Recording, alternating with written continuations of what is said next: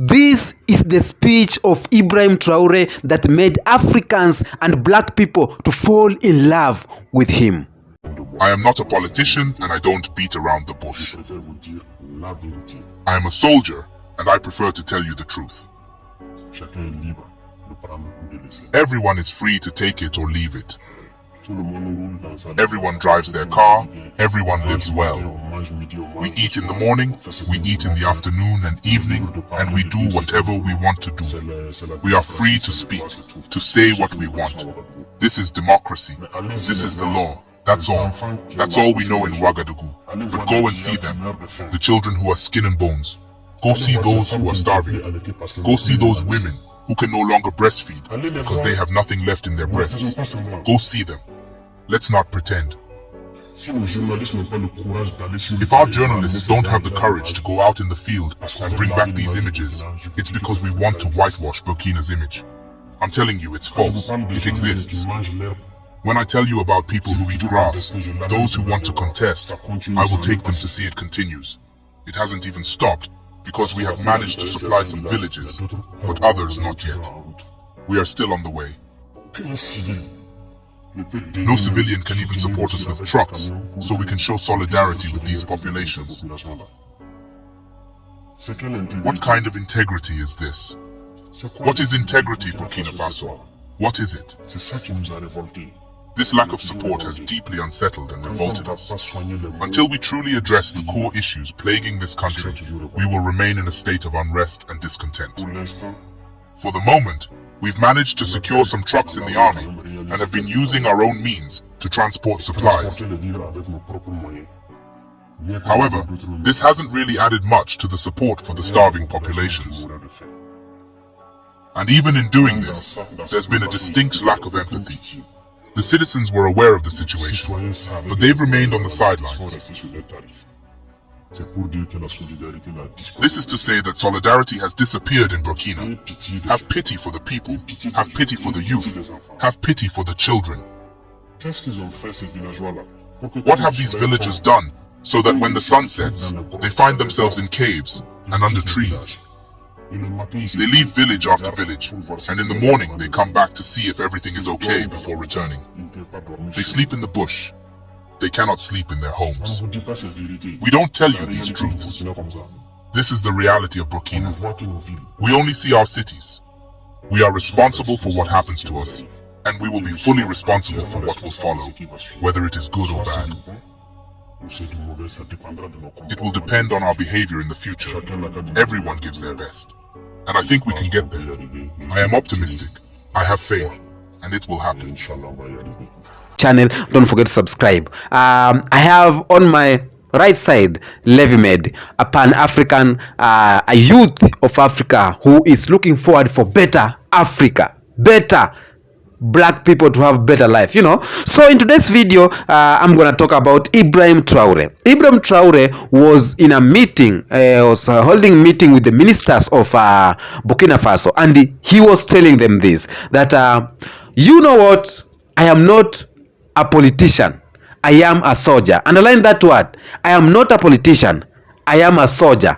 And as a soldier, I have to tell you the truth. The people of Burkina Faso are having problems. The people of Burkina Faso, more so in the villages, are dying of hunger, are living in caves. And the journalist does not bring that they fear to bring that pictures to show the people what's going on in Burkina Faso. He told the people that, the ministers, that you as the ministers, we are the problem. We are the cause of this. And we are the people who supposed to be held accountable, and we have to do something, because the fact that you are living in the city and think life is better, life is not better in the villages.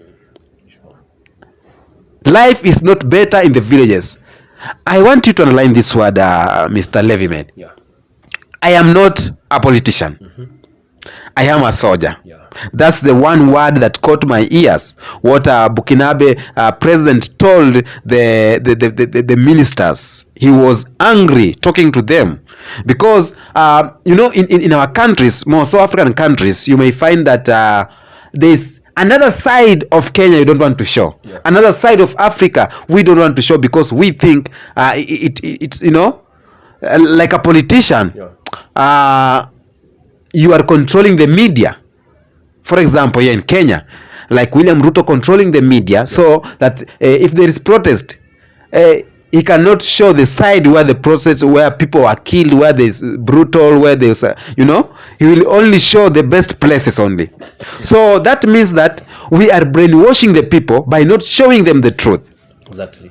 Like for example, here in Kenya, when there is hunger in Mandera or Turkana or elsewhere, maybe animals are dying, the media is not showing those places. Exactly. The media is not showing the places where children are not having clean water. It is only showing the best places only. Exactly. So Burkina Faso president have told the ministers that people are suffering and we don't want to show them, but this is the reality.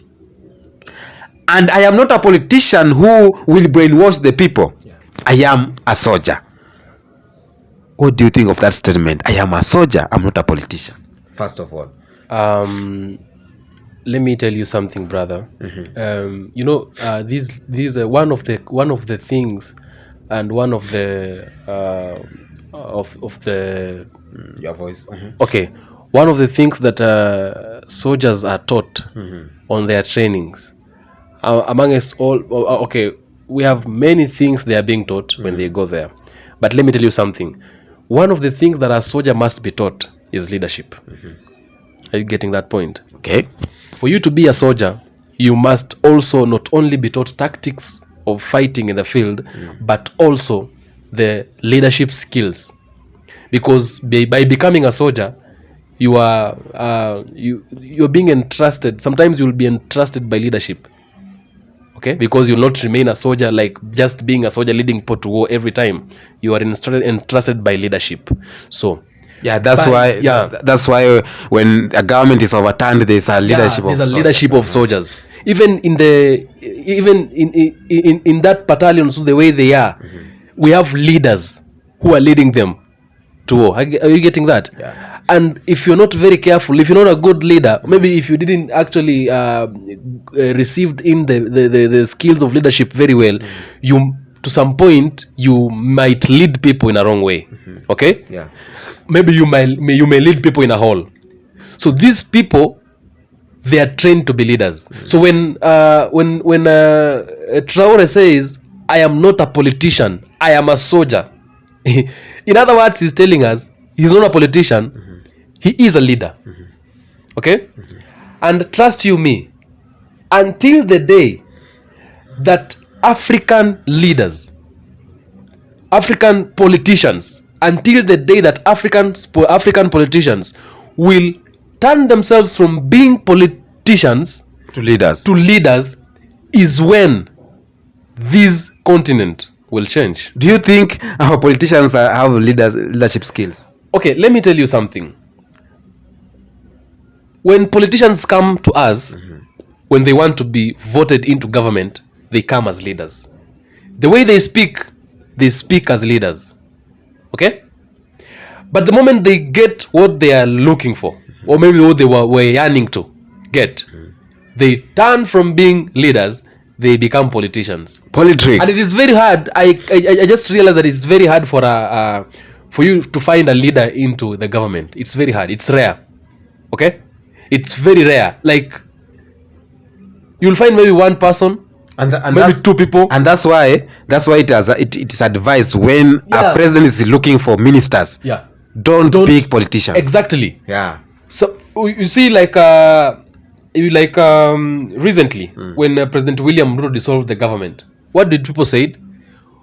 Go find people who are eligible to do that work.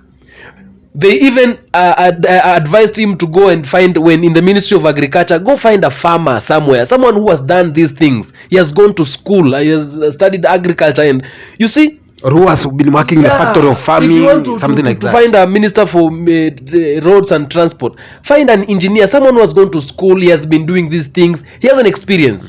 Okay? You don't go get someone who has studied law into a ministry of roads and transport. But these presidents, they will not go to choose those kinds of. But do you know why? because they have their agenda. If I take someone like you, maybe you've gone to school, you've studied some kind of a field, and then I bring you there. You don't know politics, right? But I need someone who knows politics to cover me whenever I do something that maybe it's not okay. It's called black politics. Yeah, it's called black politics.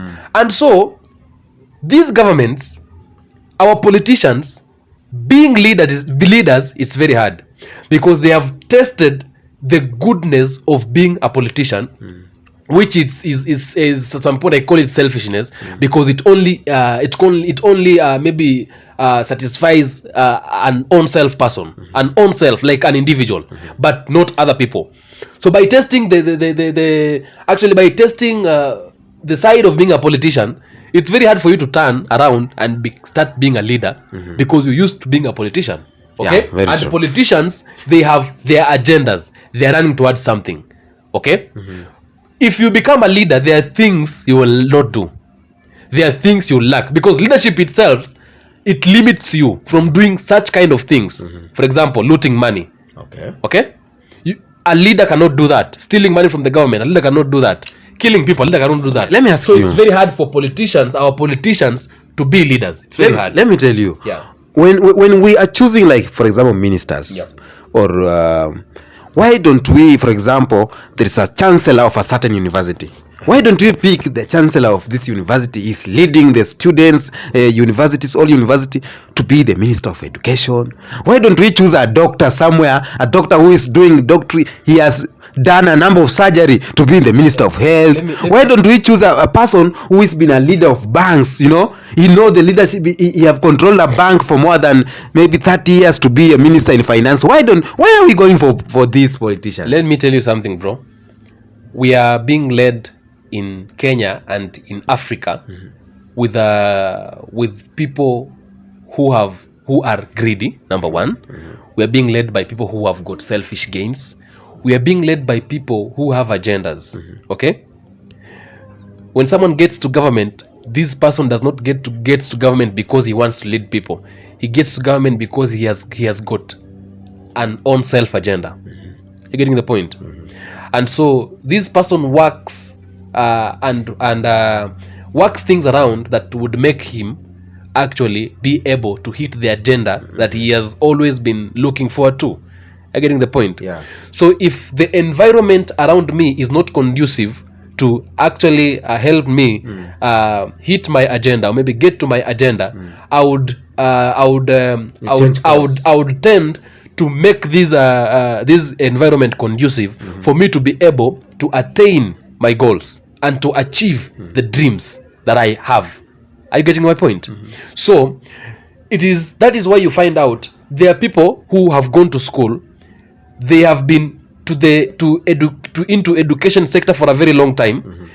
Someone has gone through every sector of education, every field. He has been to maybe primary schools. He has 30 years of experience. Yeah, he has been to secondary schools. He has been to many universities. He has been a leader even in the university.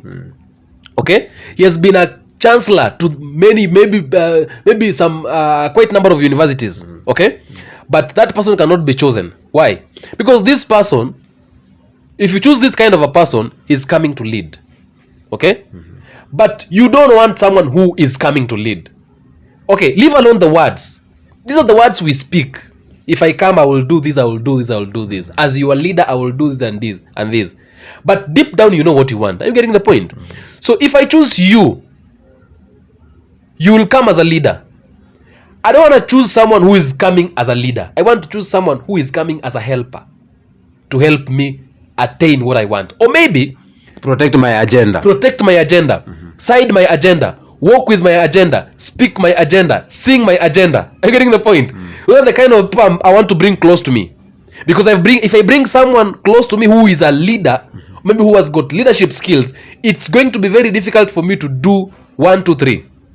Are you getting the point? You want to loot, he's telling you no. We find out that we have people, sometimes it gets to a point where two people who have been running for a seat, maybe a president and a deputy president, they tend to go sideways. They don't agree on each other. Because one is a leader. One of them is a leader. One is a politician. One of them has some kind of leadership skills, but another one is a politician, a pure politician, complete politician. And this other one has some kind of leadership skills. There are things he cannot do. Even if he has to do 1, 2, 3, he will not go beyond the boundary. Let's just say Uhuru Kenyatta. Like Uhuru Kenyatta and President William Ruto. They went sideways because one of them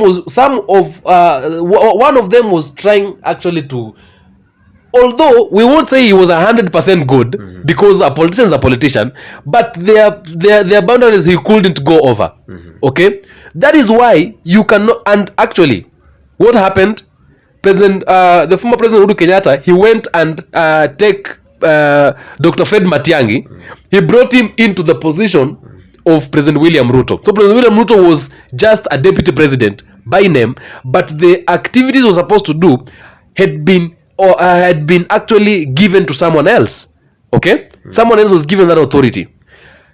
Up to today, people will continue praising Dr. Fred Matiang'i because that guy was speaking.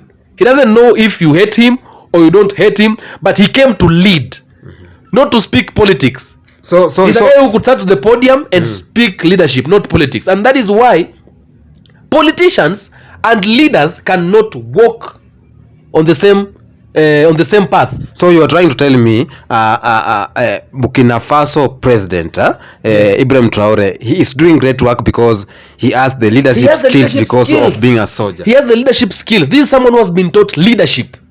Politicians and leaders cannot walk actually on the same path.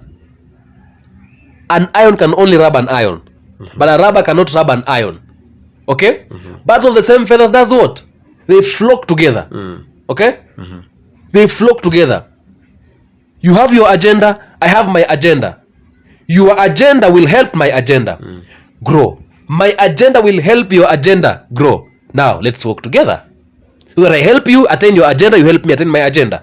So, Burkina Faso, Ibrahim Traore is a guy who is a guy of a goodwill. Okay? So what happened, this guy is, let's say, is human. You know, we have some people who are inhuman. Whether you cry or you don't cry, they don't care. Okay? Your cry does not even affect them. It is none of their business. Okay? So when this guy comes to the government, he does not come to the government because he wants a seat. Maybe he wants a presidential seat. Are you getting my point? Yeah. This guy does not come here there because someone told him if you get to the government you will be paid. No. This guy has an occupation, a very huge occupation. He's being paid, he has money. Okay? But this guy is human. There's humanity in this person. Okay? So when this person comes to the government, because he does not have any agenda, or maybe he doesn't have, okay, the agenda, he has a positive agenda, not a negative agenda. So the reason as to why he came into that government, because people were not going, people were not living well, people were going through a lot of things. People cried in that country. And as a soldier, he had to respond. To protect the civilians. Because the work of the soldier is to protect civilians and the citizens. And that's why when you see when a government is overturned, a soldier is being given that as an interim president. It is the constitution, But when the interim period is over, and the power is given back to the people to vote and to get a politician, exactly. And then again things turns to bad. Now, Ibrahim Traore is saying that the journalists maybe of Burkina Faso are not bringing in the right pictures of how people are suffering. So the people of Burkinabe are being brainwashed that everything is okay, but in the villages things are not okay. And he was telling the ministers that we are the cause of these problems and we have to speak out. He was telling them that I am telling you the truth, the people the truth, what's happening.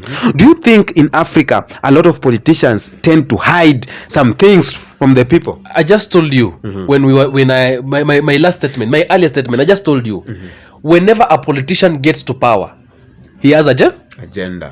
Okay? There are things I must attain. So anything that seems to hinder to hinder me from actually achieving what I want to achieve, it must be silenced. You getting the point? What's the work of the journalists? Or maybe the media? What's the work of it? To show the people what's happening. Everything that goes around in the country. People, like, they report every issue, bad issues, good issues, the state of the country. Okay? But how many times have you seen people being killed in the country, or maybe people dying of anger in the country, but those kind of news are not reported, but other news are reported? We are being shown there is a scarcity of water in a certain place, but on the news we are being shown how the dam is full. The dam has been built. Okay? Yeah. When one dam is built, maybe 2 dams are built. Okay, how many citizens are we have? Okay, let's say for example in the country of Kenya, are like almost 40 million. Okay? Around 50 something. Around 50 something million. And then right now there's a crisis that maybe there is no water in many parts of the country. Is that right? Yeah. And then 2 dams are built. All the journalists they've been deployed there to actually report on how 2 dams are built. Okay? So people like us who are in the city, what do we see? The government is working. Do you know how many villages do not have have water? A lot of them. Electricity, health system, and schools. Yeah, and when now journalists are being blocked from recording some things, or maybe from reporting some things, it is the work of the politicians. They don't want people to know their bad side. They only want their good side to be reported to the people. Okay?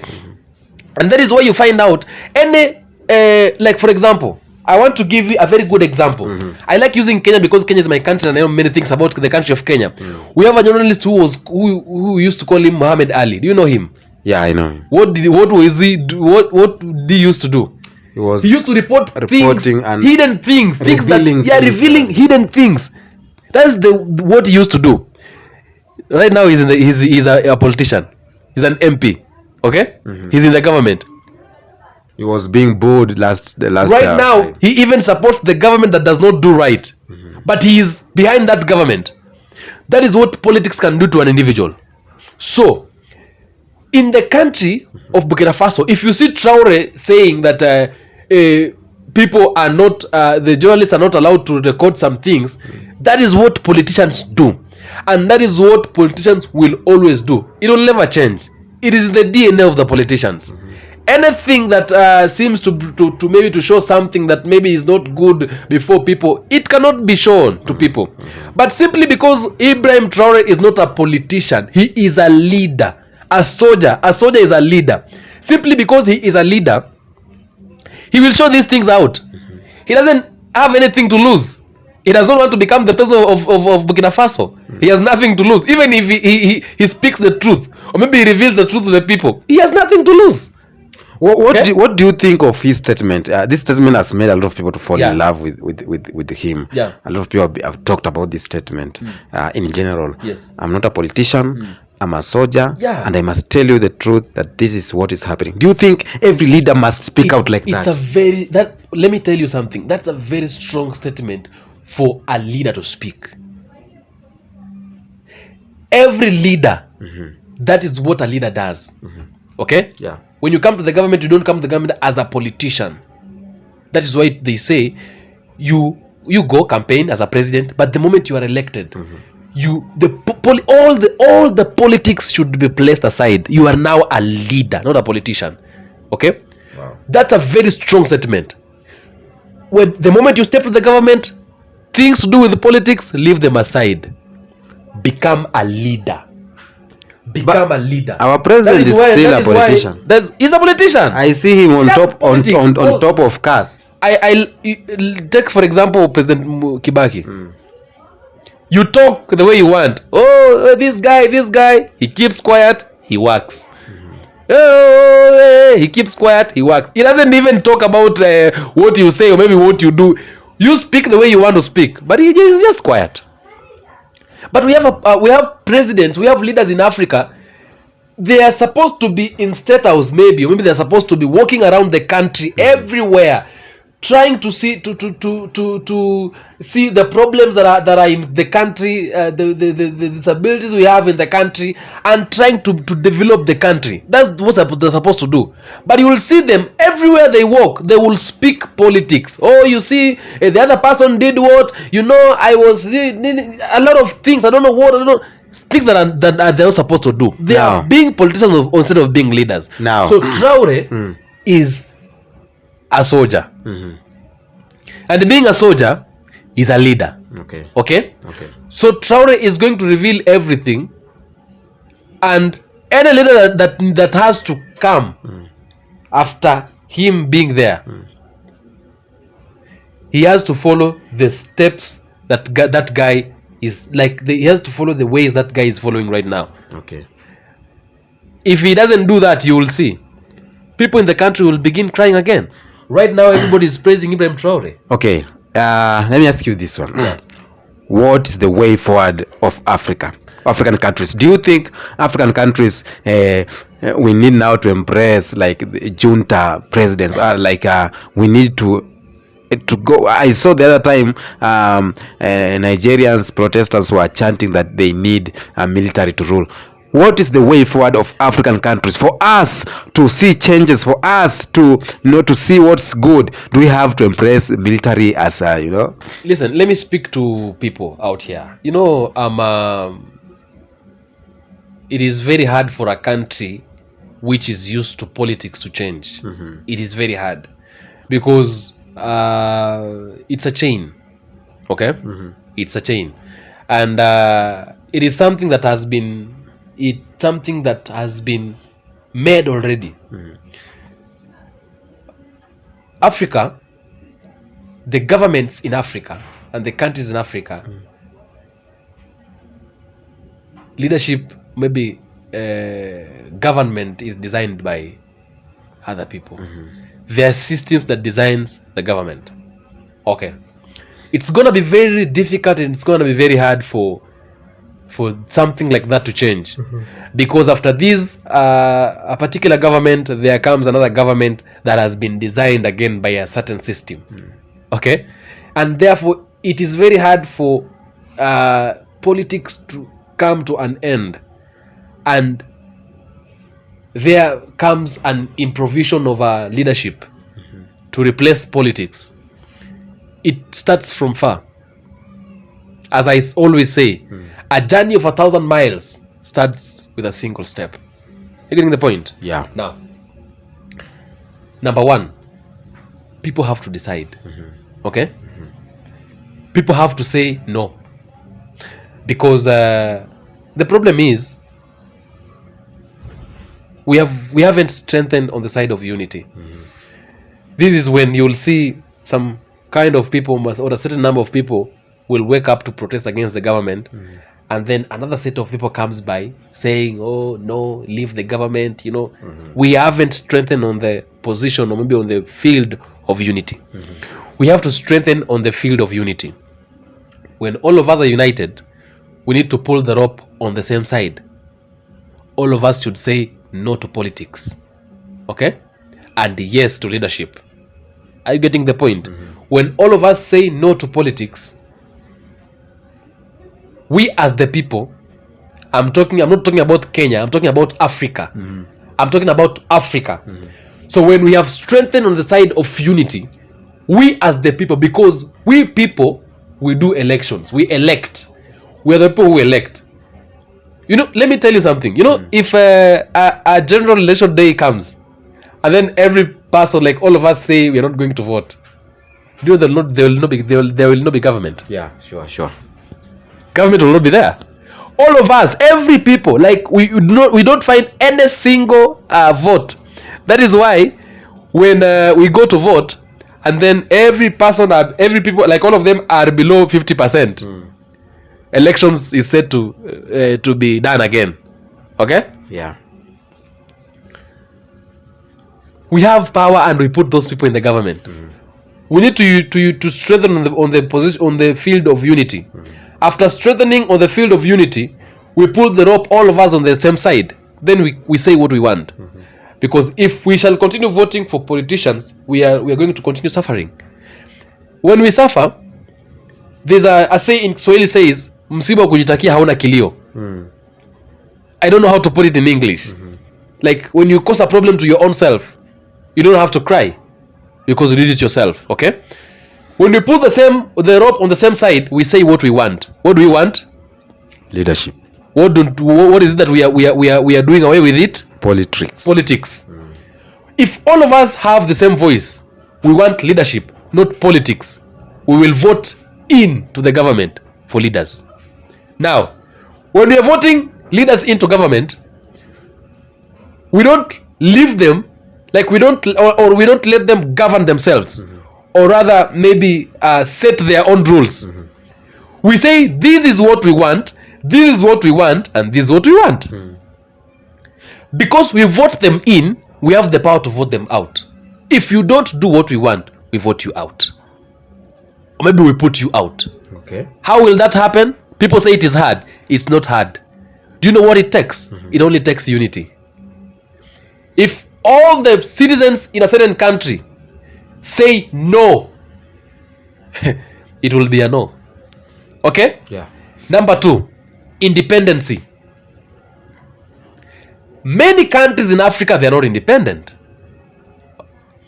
Police commission is not independent. Military commission is not independent. Judicial commission is not independent. How do they work? They work according to how they are directed to work.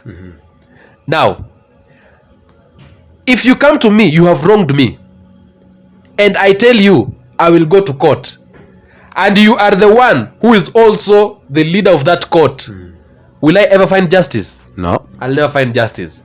Independency on every commission, every independent commission. The IEBC commission should be independent. The police commission should be independent. Okay?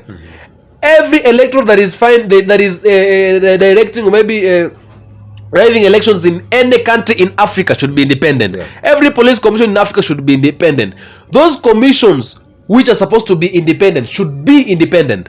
If they are not independent, they are depending on some government official, maybe some leaders to tell them what to do. We are not going anywhere. We are supposed to live in countries or maybe in a place where when the president do wrong, police officers can come for him and tell him, Mr. President, you have gone against the law. Now, this is an arrest warrant. You're supposed to be arrested. And they arrest him. And nothing should happen. Because nobody should be above the law, even the president. The law governs everybody. Are you getting my point? Yeah. That is the only way leadership can come in Africa. Okay. And not politics. Not politics. A leader is someone who those things do, the IMF and the white people, when they come to him and tell him, we are giving you this kind of amount, do this for us, he says no, because he's a leader. But a politician will not leave money. Okay? Yeah. A politician wants money to be able to fund him to steal elections again, or maybe to do things, maybe bad things, to kill people, and nobody will do anything to him because he kills people, and at the end of the day he pays he needs that money to help himself. Okay. So by answering your question, to cut a long story short, leadership can come, but it takes sacrifice, it takes work, it takes something. And do you know who is gonna make it happen? You and me. Everybody out there. The only person who's gonna make that happen, it is you, people of Burkina Faso. It is you, people of Uganda. It is you, people of Ghana. It is you, people of Tanzania. It is you, people of Kenya. It is you, people of African countries, Sierra Leone, all those countries. You are the one. Unity. It's the greatest thing. Because if every people can unite and they come out and they say no to something, it will be a no. The only way the government becomes prideful is when some people are supporting the government. So they say, it would have been everybody saying no to what we are doing, it would be good. But we have some people who are saying, no, this president is good. So they become a little bit prideful. We'll come to that. We'll come to that with the issue of Nigeria. Yeah. Nigeria, we'll talk about that because it has that division. Now, the only way to get a successful country is by having good leadership, and good leadership does not come on a silver plate, and that's why the president of Burkina Faso, Ibrahim Traore, is having a number of coups. They are trying to remove him from power because they know that he is the right person for that seat. And now, even those people of Burkina Faso, let me talk to them.